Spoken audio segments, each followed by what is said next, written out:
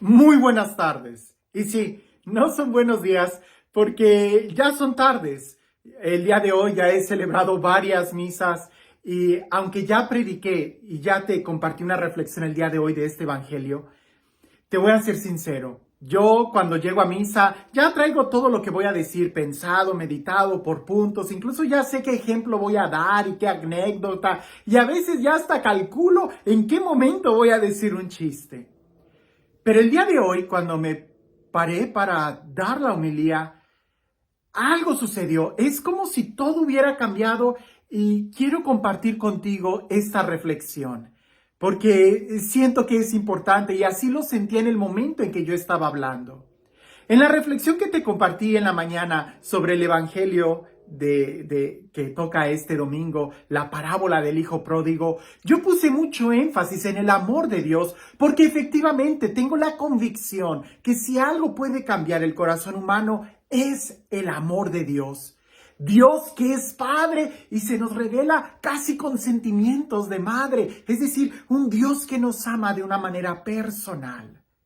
Pero cuando leí en la mañana, en la asamblea, en la misa, el Evangelio y esa primera frase, los fariseos estaban ahí y se quejaban de Jesús porque él comía con pecadores. Y Jesús les dirige esta parábola a los fariseos. No se le estaba dirigiendo a la gente pecadora. Bueno, los fariseos eran pecadores, pero no está dirigida a los pecadores así públicos, sino más bien a los fariseos y a aquellos que se creían justos. Por eso agarré la convicción el día de hoy de que pareciese que lo más importante de esta parábola es la segunda parte, poner el énfasis en el hijo mayor, porque el hijo menor, aquel que fue y despilfarró todos sus bienes, pudiéramos nosotros catalogarlo como el pecado negro, el pecado sucio, el pecado que causa escándalo, ¿no? O sea, el pecado que fácilmente se ve y que todo mundo puede juzgarlo como algo muy malo, ¿no? Porque se ve. Incluso el mismo Evangelio lo menciona que fue y malgastó todos sus bienes con prostitutas, ¿no? El pecado del adulterio, el pecado de la droga, el pecado del homicidio, el pecado del alcoholismo, pecados que desbaratan la dignidad de la persona. Ese pudiera representar el hijo menor, el pecado que arruina completamente a la persona. Pero él recapacitó, se levantó, se dio cuenta de dónde estaba. Y usualmente esta clase de pecados es fácil darnos cuenta que caemos en este pecado. Cuando caemos en la tentación de la carne, pues fácilmente nos damos cuenta que la regamos. Pero el énfasis está en el hijo mayor, porque el hijo mayor no se dio cuenta de su pecado y no sabemos qué pasó con él. Y aquí, en el hijo mayor, que pienso yo representan los fariseos, los escribas, aquellos que se creen muy buenos, aquellos que son capaces de juzgar a los demás, es a ellos a donde Jesús les dirige esta parábola. Y obviamente ellos no están en la persona del hijo menor, porque el hijo menor sí se arrepintió de ese pecado escandaloso. En cambio, los fariseos, ¿de qué tenían que arrepentirse? Si ellos se creían los buenos, si ellos se creían los que siempre estaban sirviendo en el templo. El hijo mayor siempre vivió en la casa del Padre, pero nunca experimentó su amor. Él creía que él tenía derecho porque era bueno, porque obedecía. Pero es que delante de Dios nosotros no tenemos derechos. Delante de Dios nosotros no somos buenos. Somos pecadores. Incluso el mismo Jesús le dijo a aquel joven rico, ¿por qué preguntas acerca de lo bueno si solamente uno es bueno? Dios es el bueno. Todos los demás somos pecadores. Claro, claro, claro. Espero entiendas el punto. Sabemos que Jesús no cometió ningún pecado y por ende la Virgen María tampoco cometió pecado. Pero de ahí en fuera, todos los demás somos pecadores. El hijo mayor se sintió completamente humillado y no quería entrar. Se rehusó. Y en el hijo mayor nosotros pudiéramos, si se pudiera decir, catalogar aquellos pecados blancos, aquellos pecados que están disfrazados de una pureza o de una justificación. Los pecados de los fariseos. El pecado de la soberbia. Y no me malinterpretes, de manera espiritual, todos los pecados tienen la misma gravedad. Pecado es pecado, sea cual sea. Pero en un orden moral, a veces los catalogamos y los clasificamos por su orden de gravedad en las consecuencias ante la sociedad o ante uno mismo. Pienso yo que el pecado de soberbia muy pocas veces se confiesa, muy pocas veces se da cuenta, nos damos cuenta cuando caemos en este pecado. Y fue precisamente este pecado, el de la soberbia, el que llevó a Lucifer al infierno, el que llevó al demonio a ser expulsado. El pecado de Satanás no fue la lujuria. Satanás no cayó en el pecado del alcoholismo, de las drogas. Satanás cayó en el pecado de la soberbia. Y alguien que es soberbio difícilmente va a reconocer que es soberbio. Ya el hecho de reconocer que muchas veces nosotros nos creemos más importantes o que tenemos derechos espirituales porque soy o hice o gané o estudié o tengo tanta antigüedad en la iglesia, en el servicio y ya me siento. Ten cuidado con eso, porque delante de Dios no podemos, todo es don, todo es gracia, todo es regalo, todo es misericordia. No puedo yo exigirle a Dios nada, porque Él es el único bueno y me ama y me da. Eso fue lo que le dijo el padre al hijo mayor. Pero si todo lo mío es tuyo. Pero el hijo quería comprar con su conducta. No puedes comprar lo que no puedes pagar. Es gracia, es regalo, es misericordia. Y de la misma manera que el padre mostró al hijo menor un acto de amor y de misericordia al besarlo, ni siquiera escuchó el discurso completo que tenía aquel hijo, le mostró amor, también se lo mostró al hijo mayor, porque ya estaba dentro en la fiesta y él salió en búsqueda. Y casi me imagino que le insiste a su hijo mayor, ven, acércate, disfruta con nosotros esta fiesta. Tú eres mi hijo y es tu hermano el que ha vuelto. ¿Por qué no lo aceptas? ¿Por qué no te alegras? Insisto, se necesita reconocer el pecado de soberbia, de vanidad, de orgullo, el pecado de frivolidad, de creer que ya tengo derechos de mandar en la iglesia, en el grupo, en la parroquia, de juzgar y condenar a los demás porque tengo más antigüedad o qué sé yo, porque tengo tal puesto, tal nombramiento, tal medallita, tal o cual cosa. Es Dios el que nos ha amado y el que ha mandado a su Hijo por ti y por mí. A veces somos capaces de pensar que todos están mal y que uno es el que está bien. Detengámonos un momento. Reflexionemos realmente si yo puedo estar delante de Dios como una persona justa, buena, impecable. No, solamente uno es bueno y ese es Dios. Si yo no tengo pecados que considero escandalosos como drogas, lujuria, adulterio, si yo no me emborracho, si no he matado a nadie, si no robo. Bueno, entonces empecemos a preguntarnos, ¿critico? ¿Juzgo? ¿Discrimino? ¿Me siento más que los demás? ¿Siento que tengo derechos? O aún más profundamente, ¿amo, sirvo, ayudo a los demás? Porque como decimos en el acto penitencial, de pensamiento, palabra, obra y omisión. A veces solamente confesamos los pecados de pensamiento. Ay, es que tenía ganas de palabra. Ay, es que critiqué. De obra. Ay, es que hice esto o aquello.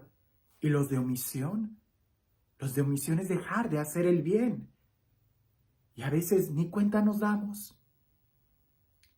Y pienso que la mayoría de nuestros pecados son precisamente de omisión. La Madre Teresa decía que ella no le tenía miedo a los malos, ella más bien le tenía miedo a los buenos que no hacen el bien, porque no son buenos y se creen buenos. Y con esa actitud tan pasiva, parece que hasta hacen más daño que bien. Cuando el padre abraza al hijo menor, le da 3 cosas que son muy importantes que nosotros recordemos. Porque el hijo menor no podía entrar al banquete si antes no recibe estas 3 cosas. Y nosotros en nuestro proceso de conversión tenemos que tener bien claro en el encuentro con Dios estas 3 elementos, pudiéramos decir. Primero, tenemos que ser cambiados nuestra túnica.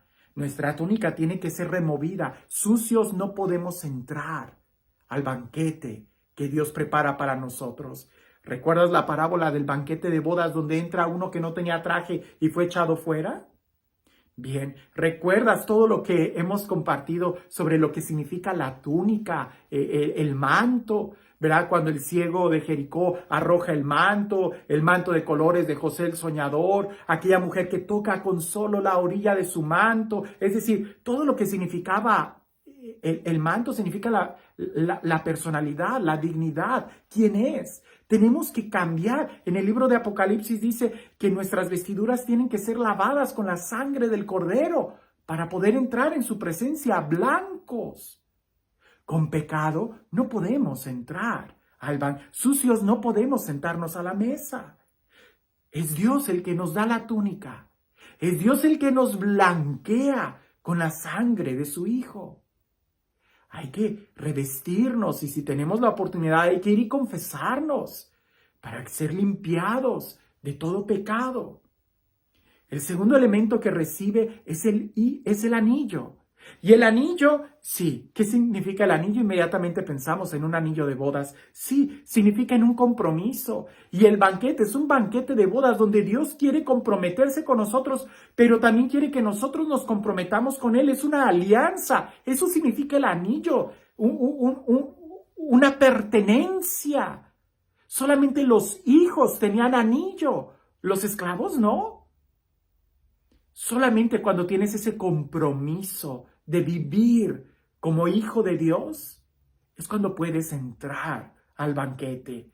Cuando tienes esa alianza con Dios, ese pacto de ser de Él y para Él. El tercer elemento que recibe son las sandalias nuevas. Las sandalias en muchos textos habla del estilo de vida, ¿verdad? Por eso Dios le dice a Moisés, quítate las sandalias porque el lugar que estás pisando es santo, ¿verdad? Por eso Jesús le manda a sus apóstoles que solamente lleven un par de sandalias. Por eso en la armadura espiritual habla de calzarse los pies con el celo por el evangelio, es decir, una actitud de vida. Las sandalias simbolizan un caminar de justicia. No podemos estar caminando en zigzag para llegar al reino de Dios. No, tenemos que tener una sola sandalias, un solo camino, un solo estilo de vida. Y ahí, en el banquete, lo que Dios prepara para nosotros no es un cordero cebado, sino a su propio Hijo, quien lo ofrece por nosotros. Porque para entrar al banquete, para poder recibir la túnica, para poder recibir esa dignidad de hijos de Dios, ese compromiso, para que nuestras vidas puedan cambiar, Jesús tuvo que morir por nosotros. Como te das cuenta, no se trata solamente de que reconozcamos los pecados sucios de la carne, sino que también nos demos cuenta de que la conversión es toda un cambio de vida, de actitud, empezando por reconocer que todo es don, gracia y misericordia de Dios. ¡Wow! Hay mucho que reflexionar, mucho más todavía. Pero no quería que terminara este domingo sin que tú pudieras recibir este mensaje. Vuelve a leer el Evangelio el día de hoy, porque hay muchos detalles que todavía habría que profundizar mucho. A veces se nos olvida la actitud del sirviente que aparece en esta parábola. A veces nosotros somos más como sirvientes que como hijos, metiendo cizaña. Cuando el hijo mayor llegó y le preguntó al sirviente, ¿qué está sucediendo allá? El sirviente, en lugar de decir, tu padre te está esperando, hay un lugar en la mesa para ti, hay una gran fiesta y tú necesitas estar ahí presente porque están recibiendo a tu hermano.